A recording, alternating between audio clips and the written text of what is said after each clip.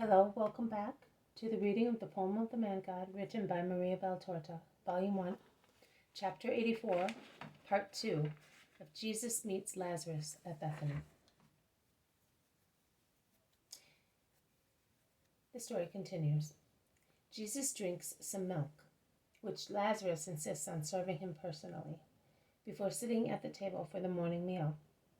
I hear Lazarus addressing Simon and saying to him, "I have found the man who is willing to purchase your property, and to pay the price which your agent fixed as a fair one. He will not deduct 1 drachma. But is he willing to comply with my conditions?" "Yes, he is. He accepts everything, providing he gets the property. And I am happy because at least I know who my neighbor is. However, as you do not want to be present at the transaction, so he also wishes to remain unknown to you, and I would ask you to yield to his request." "I see no reason why I should not. You, my friend, will take my place. Whatever you do is well done. It is enough for me that my faithful servant is not put out. Master, I am selling, and as far as I am concerned, I am happy that I have nothing more that may tie me to anything which is not your service. But I have an old faithful servant, the only one left after my misfortune, and as I have already told you, he has already helped me during my isolation, looking after my property as if it were his own. Nay, with the help of Lazarus, passing it off as his own in order to save it, and thus subsidize me. Now it would not be fair if I should leave him homeless, now that he is old. I have decided that a small house near the boundary of the property should be his, and that part of the money should be given to him for his future maintenance. Old people, you know, are like ivy. Having lived always in one place, they suffer too much, being torn away from it. Lazarus wanted my servant with him, because he is good, but I preferred thus. The old man will not suffer so much." "You are good too, Simon. If everybody were as just as you are, my mission would be easier," remarks Jesus. "Do you find the world averse, Master?" asks Lazarus. "The world? No. The strength of the world, Satan. If he were not the master of men's hearts, and did not hold them in his possession, I would not find any resistance. But evil is against good, and I have to defeat evil in every man to put good into them, and they are not all willing." "It is true, they are not willing. Master, what words do you use to convert and convince those who are sinful? Words of severe reproach, like the ones that fill the history of Israel against guilty people, and the precursor in the last to use them, or words of mercy?" "I use love and mercy. Believe me, Lazarus, a loving glance has more power on those who have fallen than a curse. And if love is mocked at, one must insist again, insist to the very utmost. Lazarus, do you know those lands where quicksands swallow unwary people?" "Yes, I do. I have read about them, because in my situation I read a lot, both out of enthusiasm and to pass the long sleepless hours at night. I know there are some in Syria and in Egypt, as well as some near the Chaldeans, and I know that they are like suckers. They suck what they catch. A Roman says they are the mouths of hell, where pagan monsters live. Is that true?" "No, it is not true. They are only special formations of the earth. Olympus has nothing to do with them. People will stop believing in Olympus, and they will still exist, and the progress of mankind will only be able to give more truthful explanation of the fact, but will not eliminate it. Now I say to you, since you read about them, you may also have read how a person who has fallen into them can be saved." "Yes, by means of a rope thrown to the person, or by means of a pole or even a branch. Sometimes a small thing is sufficient to give a sinking man the minimum support to hold on to, and in addition the necessary calm, without struggling to await rescue. Well, a sinner, a man possessed, is one who has been swallowed by a deceitful soil, the surface of which is covered with flowers, whereas underneath it is quicksand. Do you think that if a man knew what it means to give Satan the possession of even an atom of himself, he would do it?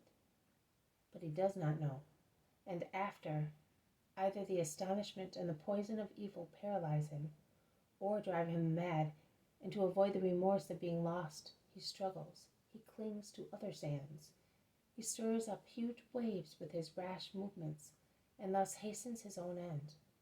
Love is the rope, the wire, the branch mentioned by you. We must insist until it is caught. A word, forgiveness. A forgiveness greater than the fault, just to stop the sinking and await God's assistance. Lazarus, do you know the power of forgiveness? It brings God to assist the rescuer. Do you read much? Yes, I do, but I do not know whether I do the right thing.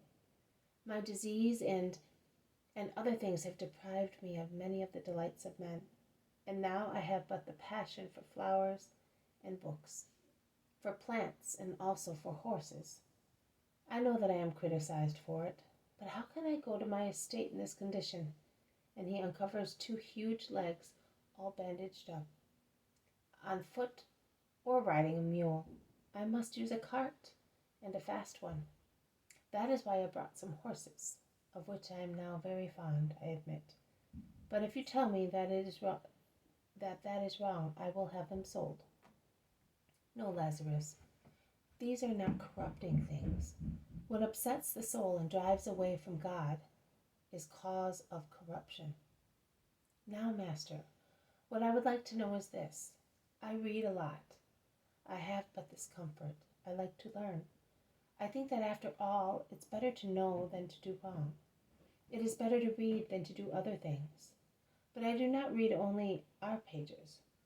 I like to learn about the world of other peoples, and I am attracted by Rome and Athens. Now I am aware of the great evil that befell Israel when she became corrupted by the Assyrians and the Egyptians, and of the great harm done to us by Hellenistic governments. I do not know whether a man can do himself the same harm that Judas did himself, and us, his children. What is your opinion in the matter? I am anxious to be taught by you, as you are not a rabbi, but the wise and divine word. Jesus stares at him for a few seconds. His glance is penetrating and distant at the same time.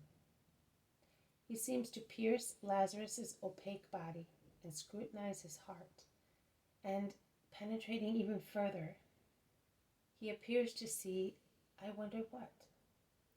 At last he speaks. Are you upset by what you read? Does it detach you from God and his law? No, Master. On the contrary, it urges me to make comparisons between our true God and pagan falseness. I make comparisons, and I meditate on the glories of Israel, her just people, the patriarchs, the prophets, and the questionable figures of other people's histories. I compare our philosophy. If we can call so the wisdom that speaks in our sacred texts with the poor Greek and Roman philosophies, which contain sparks of fire, but not the blaze that burns and shines in the books of our wise men. And after, with great veneration, I bow down with my soul to adore our God, who speaks in Israel through deeds, people, and our books. Well then, continue to read. It will help you to understand the pagan world. Continue. You may continue. There is no ferment of evil or of spiritual gangrene in you. You therefore may read without any fear. The love you have for your God makes sterile the profane germ, that reading might spread in you. In all man's actions there is the possibility of good and of evil. It depends on how they are accomplished. Love is not a sin if one loves in a holy way. Work is not a sin if one works when it is the right time. To earn is not a sin if one's satisfied with what is honest. To educate oneself is not a sin, providing the education does not kill the idea of God in us. whereas it is a sin to serve also at the altar, if one does it for one's own benefit. Are you convinced, Lazarus? Yes, Master. I asked other people the same question, and they scorned me. But you give me light and peace. Oh, if everybody heard you! Come, Master. Amongst the jasmines there is a cool breeze and silence. It is sweet to rest under their cool shade, awaiting the evening. They go out, and it all finishes. This has been a reading from the poem of the Man-God written by Maria Valtorta, Volume 1, Chapter 84, Part 2, Jesus Meets Lazarus at Bethany. Thank you for listening. I will see you tomorrow. May God bless you, and may peace be with you.